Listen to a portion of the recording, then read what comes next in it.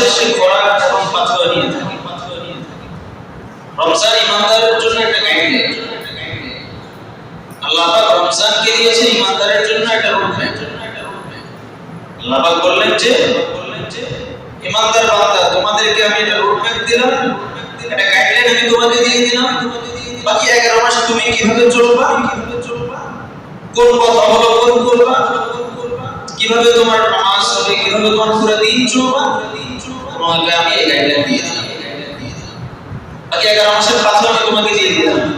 একটা মাস আমি তোমাকে অভ্যস্ত করালাম যে তুমি এইভাবে চলবা, এভাবে করবা, এই তোমাকে থাকতে করণীয়, এটা তোমার করণীয়, এটা তোমার বর্জনীয়, এই গুণ তোমার ভিতর থাকা প্রয়োজন।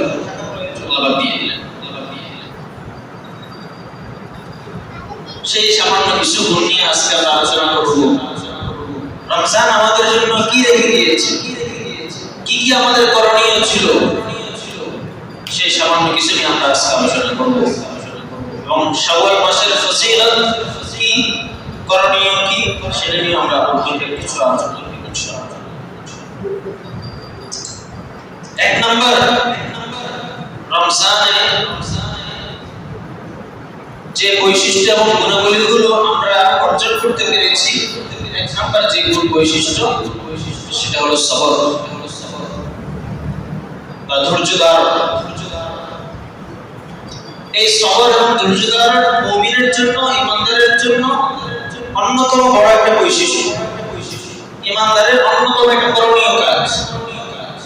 আল্লাহ পাক কোরআনে কারীমে বিভিন্ন জায়গায় বিভিন্ন আয়াতে আল্লাহ পাক ইমানদারদেরকে উদ্দেশ্য করে, আল্লাহর রাসূলকে উদ্দেশ্য করে, বিভিন্ন আম্বিয়া কেরামকে উদ্দেশ্য করে আল্লাহ পাক বলেছেন যে ধৈর্য ধারণ করো, ধৈর্য ধারণ করো।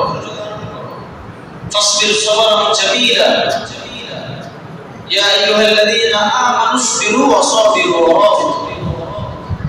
আরো বিভিন্ন জায়গায় আল্লাহ পাক ইমানদারদেরকে উদ্দেশ্য করে বললেন যে হে ইমানদাররা, হে মুমিন বান্দারা, তোমরা ধৈর্য ধারণ করো, সবর করো, তোমরা রাসূলকে বলেছেন।